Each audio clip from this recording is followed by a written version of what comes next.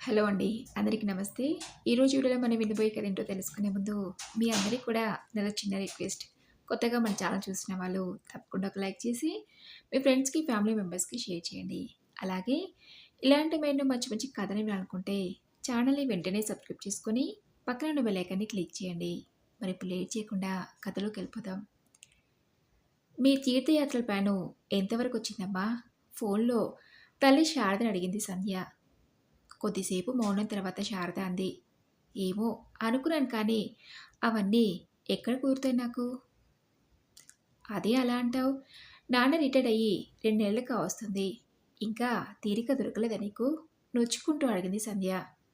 ఎక్కడా? మీ నాన్న రిటైర్డ్ అయిన దగ్గర నుంచి ఆయన స్నేహితులు ఎవరో ఒకరు రావటం, వాళ్ళకి వంటి వడ్డించడంతోనే సరిపోతుంది. మీ నాన్న కూడా ఇంతకాలంగా ఆఫీస్ పని హడావుల్లో ఒక్కరోజైనా ఆస్వాదిస్తూ తినలేదు.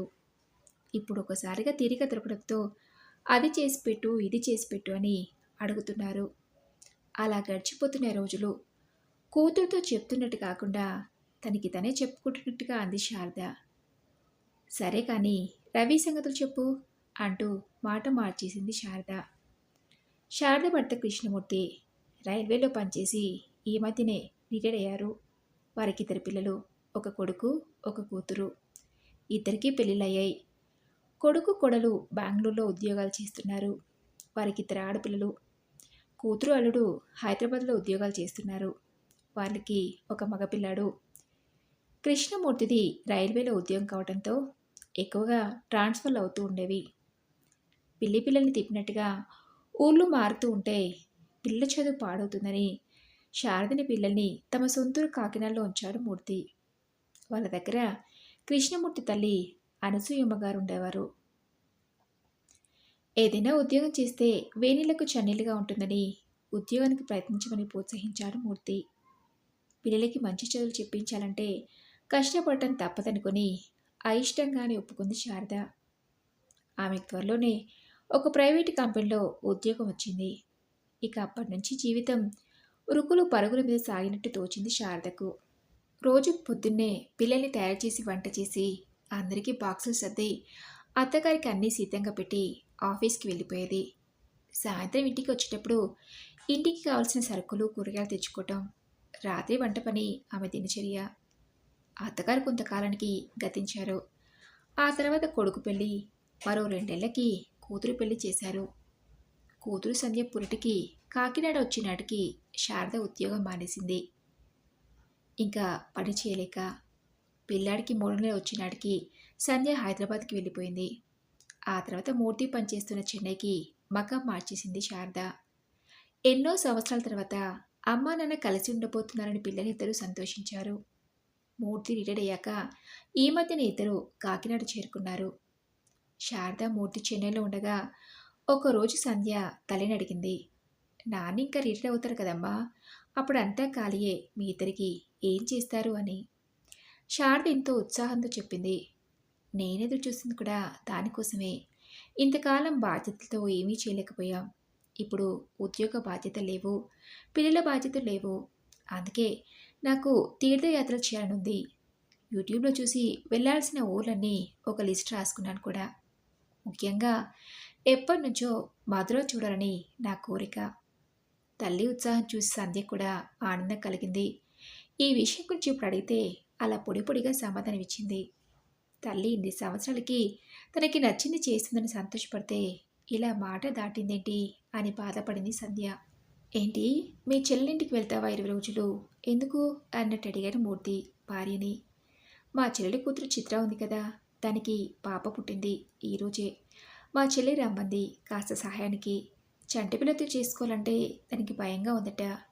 అక్కని పైగా పక్క ఊళ్ళో ఉండి వెళ్ళకుంటే ఎలా అంది.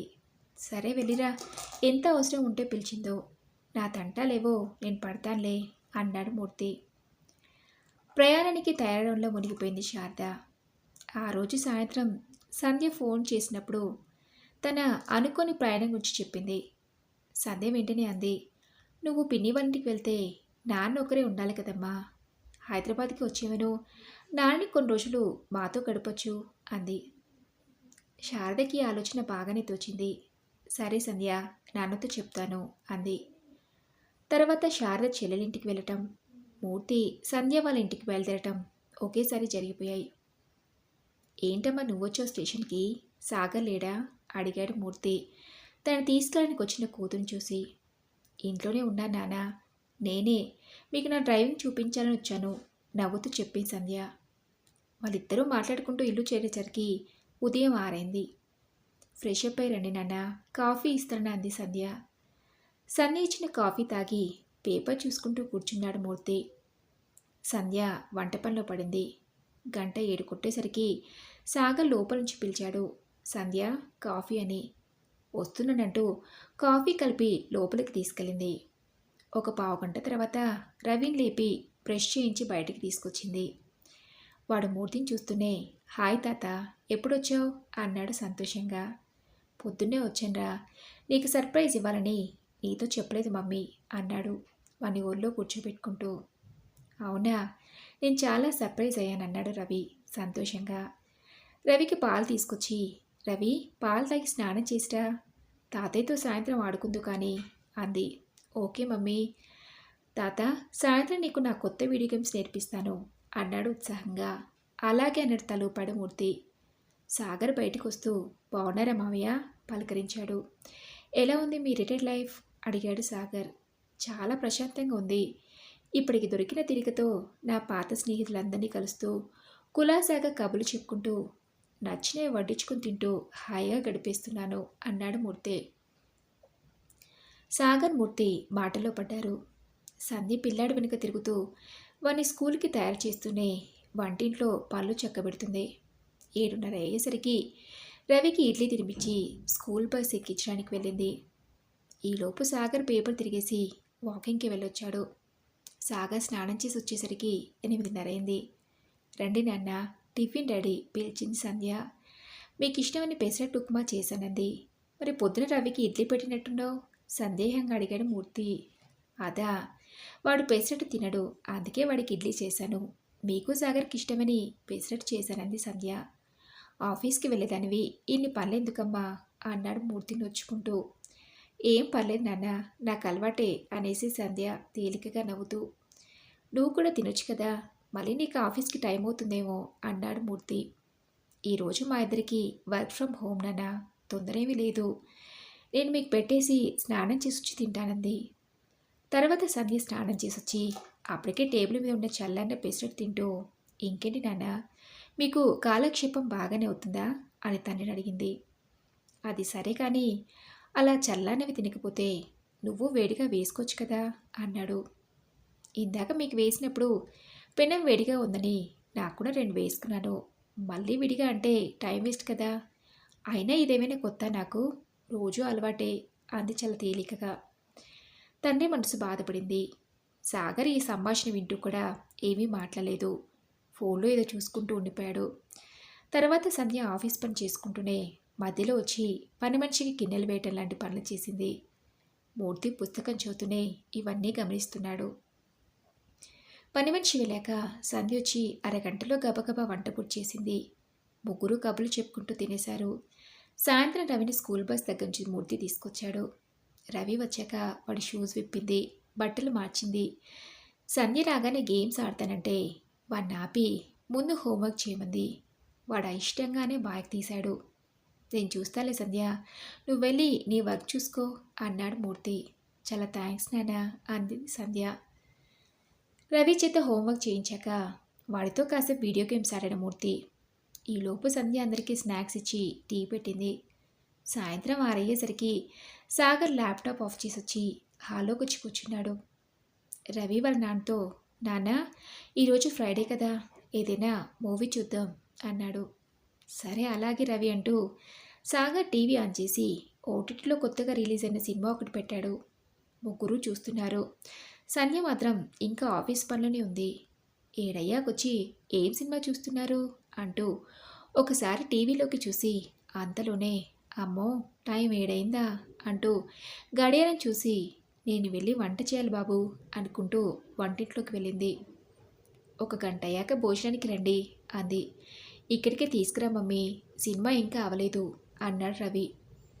ఓకే అని అన్నీ టీవీ దగ్గర అమర్చింది సంధ్య. మూర్తి కూడా వెళ్ళి కూతురికి హెల్ప్ చేశాడు. రవి, సినిమా పాజ్లో పెట్టి వెళ్ళి నీళ్ళు తీసుకురా అని పురమాయించాడు. సరే తాత అని పరుగున వెళ్ళాడు రవి. అందరూ సినిమా చూస్తూ భోజనం ముగించారు. సంధ్య వంటింట్లో పని పూర్తి చేసుకుని వచ్చేసరికి సినిమా అయిపోయింది. రవి, ఇంకా వెళ్ళి పడుకో, రేపు హాలిడే ఉన్నది నాకు మీ నాన్నకి కానీ నీ కాదు అంది సంధ్య. సరే మమ్మీ, కానీ రేపు నైట్ మాత్రం నా ఇష్టం వచ్చినంతసేపు చూడనివ్వాలి అంటూ మూర్తికి గుడ్ నైట్ చెప్పి వెళ్ళాడు రవి. ఇంతలో తన ఫ్రెండ్ ఫోన్ చేస్తే మాట్లాడుతూ రూమ్లోకి వెళ్ళిపోయాడు సాగర్. ఏంటమ్మా సంధ్య, నీకు ఆఫీస్ వర్క్ ఎక్కువగా ఉంటుందా? చాలాసేపు చేసినట్టు కనిపించావు అడిగాడు మూర్తి. అదేం లేదు నాన్న, వంట చేయడానికి రవి ఇంటికి వచ్చాక చూసుకోవడానికి మధ్యలో బ్రేక్ తీసుకుంటాను కదా, అందువల్ల కొంచెం ఎక్స్ట్రా టైం పడుతుందని చెప్పింది. ఇంతలో సాగర్ వచ్చి, సంధ్య, నా ఫ్రెండ్ కిషోర్ తెలుసు కదా, రేపు వాడు తన వైఫ్తో కలిసి హైదరాబాద్ వస్తున్నాడట. కలిసి చాలా రోజులైంది కదా అని ఇంటికి లంచ్కి రమ్మన్నాను. ఎలాగో నీకు రేపు సెలవే కదా, ఓకేనా అడిగాడు. అలాగా, సరేలే, ఎలాగూ రమ్మని చెప్పేశావు కదా, ఏదో ఒక వెరైటీ చేస్తాలే రేపు అంది ఒకంత నీరసంగా. థ్యాంక్స్ అని లోపలికి వెళ్ళిపోయాడు సాగర్. చూసారా నాన్న, సెలవు రాగానే ఏదో ఒక పని ఇలా వచ్చి పడుతుంది. సర్లే, ఆడవాళ్ళకి తప్పదు కదా, మీకు రిటైర్మెంట్ అయినా ఉంది, కానీ మాకు అది ఉండదు అంటూ నిట్టూర్చింది సంధ్య. మూర్తి ఆలోచనలో పడ్డాడు. ఆ మరుసటి రోజు కిషోర్ అతని భార్య వచ్చారు. మర్యాదకి మూర్తి వాళ్ళందరి దగ్గర కూర్చున్నాడు. కానీ మనసంతా ఆలోచనతో నిండిపోయింది. ఇది వరకు కూడా తను కొన్నిసార్లు ఇక్కడికి వచ్చాడు, కానీ ఎప్పుడూ తన కూతురింత కష్టపడుతున్నట్టు తనకి తోచలేదు. ఎప్పుడూ షార్తో కలిసి రావటం వల్ల తనంతగా గమనించలేదా? అయినా తన కూతురు అల్లుడి కన్నా ఎందులో తీసిపోయింది? ఒక వయసులో తప్ప ఇంకెందులోనూ తక్కువ కాకుండా ఉండాలని వెతికి మరీ సంబంధం చేశాడు. మరెందుకు సంధ్య మాత్రమే అంత కష్టపడుతుంది? ఇదివరకు సాగర్ ఇలా ఉన్నట్టు తనకి గుర్తులేదే. అయినా అతన్ని తప్పపట్టడానికి తనకేం అర్హత ఉంది? తను కూడా ఇంట్లో ఇలాగే ప్రవర్తిస్తాడు. పైగా తన భార్య ఇష్టాలకు ఎక్కువ విలువిస్తాడని మంచి పేరుంది బంధువర్గంలో. ఇక్కడ పరిస్థితులు చూశాక ఇప్పుడు అనిపిస్తుంది తాను శారదకు తగినంత సహాయం చేయలేదేమో అని. అవును, తను ఎప్పుడూ శారదకు ఇంటి పనుల్లో సహాయం చేయలేదు. శారద ఎప్పుడూ అడగను లేదు మరి. ఇప్పుడు సంధ్య అయినా సాగర్ని ఒక మాట అంటలేదు కదా. కానీ ఒక తండ్రిగా తన కూతురి కష్టం తన కళ్ళకి కనబడింది. కానీ తనతో ఇన్ని సంవత్సరాలు కష్టంలోనూ సుఖంలోనూ సహచర్యం చేసిన శారద కష్టం తనకి ఎప్పుడూ కనబడలేదు. ఇంత చిన్న విషయం ఇంతవరకు తనకు గ్రహింపుకు రానందుకు చాలా సిగ్గుపడ్డాడు మూర్తి. అక్కడ ఉన్న రోజులు సంధ్యకు తన చేతిని ఎంత సహాయం చేస్తూ వచ్చాడు. ఒకరోజు సంధ్య అడిగింది, నాన్న, ఇక మీకు ఆఫీస్ లేదు కదా, ఏమైనా గుళ్ళు గోపురాలు చూసి రావచ్చు కదా, అమ్మకి ఎప్పటి నుంచో కోరికగా ఉంది అని. అవునా, అమ్మ వెళ్ళాలనుకుందా అడిగాడు మూర్తి. అనుకోవటం ఏంటి నాన్న, లిస్ట్ రాసి పెట్టుకుంది కూడా, అందులో మొదటిది మధుర చెప్పింది సంధ్య. ఇంత కథ ఉందా, నాతో మాట మాత్రమేనా చెప్పలేదు అన్నాడు నిష్ఠూరంగా. ఏమతిని కదా నాన్న, మీకు తీరిక దొరికింది, అందుకని మీ స్నేహితులను కలుస్తూ ఎంజాయ్ చేస్తున్నారని ఊరుకుందమ్మా. అయినా అమ్మ ఎప్పుడు చెప్పదు కదా తన మనసులోని కోరికలు అంది సంధ్య. పోడీలే, నాతో చెప్పి మంచి పని చేశావు. మా ఇద్దరికి వెళ్ళటానికి టికెట్స్ బుక్ చేస్తాను. అమ్మతో అప్పుడే అనకు, సర్ప్రైజ్ అన్నాడు మూర్తి చిన్నపిల్లల్లా. తన్ని చెప్పిన దానికి సంధ్య అలాగే అన్నట్టు తలూపింది. శారద ఇంటికి వచ్చే రోజు తనకంటే ముందే మూర్తి ట్రైన్ దిగాడు. శారద వచ్చే సమయానికి వేడిగా కాఫీ చేసి ఇవ్వాలని అనుకుంటూ దారిలోనే పాల ప్యాకెట్ కొని ఇంటికి వెళ్ళగానే ముందు డికాషన్ వేసి స్నానానికి వెళ్ళాడు. శారద లోపలికి వస్తూనే, ఎన్నింటికి వచ్చారండి అంటూ వచ్చింది. నేను 6ంటికి వచ్చాలే, నువ్వు వెళ్ళి కాళ్ళు చేతులు కడుక్కునిరా, మంచి కాఫీ ఇస్తాను అన్నాడు. శారద ఆశ్చర్యంగా, అబ్బో మీరు పెట్టారా అంది. ఏం, నాకు రాదనుకున్నావా? ఇదివరకంతా నేను చేయలేదా ఏంటి అన్నాడు కినుకుగా. రాదని కాదు అని అర్ధోక్తిగా ఆపేసింది శారద. కాఫీ తాగుతూ విశేషాలు మాట్లాడుకున్నారు. ఇంతలో నీకో సర్ప్రైజ్ అన్నాడు మూర్తి. ఏంటండి ఈరోజు అన్నీ కొత్తగా అంటూ నవ్వేసింది శారద. జీవితంలో కొత్త పాఠాలు నేర్చుకున్నప్పుడల్లా మనం కొత్తగా మారుతూనే ఉంటాం కదా. అది ఏ వయసుకైనా వర్తిస్తుంది. ఇంతకాలం కేవలం నా కళ్ళతో చూశాను కానీ ఇప్పుడు మనసుతో చూస్తే అర్థమైంది. ఇంటి పనిలో ఆఫీసు పనులతో నువ్వెంత కష్టపడ్డావనే విషయం అన్నాడు. ఏంటో చాలా కొత్తగా మాట్లాడుతున్నారు. నేను కష్టపడ్డా నిజమే కానీ అదంతా మన కుటుంబం కోసమే కదా. మీరు మాత్రం కుటుంబానికి దూరంగా ఉండి కష్టపడలేదా అంది శారద. అవును శారద, అందుకే నాకు రిటైర్మెంట్ ఉంది కానీ నీకు అది కూడా లేదు కదా. అందుకే ఇక నుంచి మన ఇద్దరం పనులు పంచుకుంటూ మనం గతంలో టైం లేక చేయలేకపోయిన పనులన్నీ చేద్దాం, సరేనా అన్నాడు మూర్తి. బాగానే ఉంది, అందుకంటే ఇంకేం కావాలి? ఇంతకా సర్ప్రైజ్ ఏంటో చెప్పండి అడింది శారద కుతూహలంగా. మనం మధుర వెళ్ళటానికి టికెట్స్ తీసుకున్నానన్నాడు మెరిసే కళ్ళతో. అవునా, సంధ్య చెప్పిందనమాట అంది శారద. అవును, నీ లిస్ట్ ఇప్పటికైనా నాకు చెప్పేస్తే నేను కూడా మంచి పడతాడానికి ప్రయత్నిస్తాను మరి అన్నాడు మూర్తి ఆట పట్టిస్తూ. ఊరుకోండి, ఇప్పుడు మీరు మంచి పడితే కాదని ఎవరన్నారు అంటూ నవ్వేసింది శారద. మొత్తానికి నన్ను విలన్ని చేసి మీ నాన్నగారికి సినిమా చూపించావుగా అన్నాడు సాగర్ చపాతీలొత్తుతూ. సినిమా కాదు, మా అమ్మ మనసు ఆయనకి అర్థమయ్యేలా చూపించాలనుకున్నానంతే. మా నాన్న చాలా మంచివారు కానీ భార్య చెప్పకుండానే తన మనసులో మాట తెలుసుకునే తెలివితేటలు ఆయనకి లేవు. మా అమ్మేమో బయటకు చెప్పదు. అందుకే ఈ చిన్న నాటకం అంది సంధ్య చిన్నగా నవ్వుతూ. అయితే మాత్రం ఇప్పుడు వాళ్ళిద్దరూ నన్ను తిట్టుకుంటూ ఉంటారు నిన్ను కష్టపెడుతున్నందుకు అన్నాడు బాధ నటిస్తూ. అయితే ఈసారి మా అమ్మ నాన్న వచ్చినప్పుడు వంట మొత్తం నువ్వే చెయ్యి, నేనేమీ అడ్డు చెప్పను అంది సంధ్య కళ్ళెగిరిస్తూ. ఆ వంట తిన్నారంటే ఎప్పటికీ నన్ను క్షమించరు అన్నాడు సాగర్. ఆ తర్వాత ఇద్దరు పెద్దగా నవ్వుకున్నారు. మరి ఇదండి ఈరోజు కథ. ఈ కథపై మీ విలువైన అభిప్రాయాన్ని నాతో కామెంట్ బాక్స్లో షేర్ చేసుకోండి. అలాగే ఈ కథ మీకు నచ్చింది అనుకుంటున్నాను. నచ్చితే తప్పకుండా ఒక లైక్ చేసి మీ ఫ్రెండ్స్కి ఫ్యామిలీ మెంబర్స్కి షేర్ చేయండి. అలాగే ఇలాంటి మరిన్ని మంచి మంచి కథలు అనుకుంటే ఛానల్ని వెంటనే సబ్స్క్రైబ్ చేసుకొని పక్కన బెల్ ఐకాన్ని క్లిక్ చేయండి. నెక్స్ట్ వీడియోలో మరొక మంచి కథతో కలుసుకుందాం. Thanks for listening.